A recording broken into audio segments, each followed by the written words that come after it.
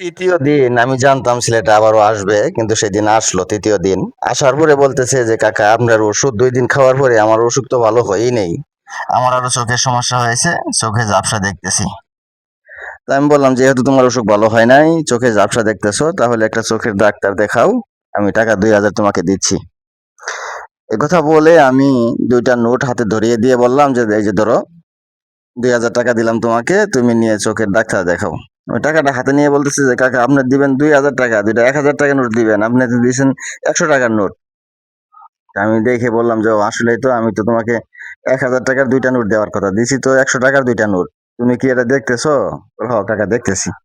তো যেহেতু তুমি 100 টাকার নোট 2টা দেখতেছো বা বুঝতেছো, তাহলে তো তোমার চোখের দৃষ্টি শক্তিও ফিরে আসছে, দাও আমার 200 টাকা ভিজিট দাও। সেই দিনও সুবিধা করতে না পেরে ছেলেটা মন খারাপ করে চলে গেল। আর আস্তে আস্তে বলতে বলতে চাইতেছে যে আবারও আসবো, দেখি আপনার কাছ থেকে টাকা 2,000 কিভাবে নেওয়া যায়।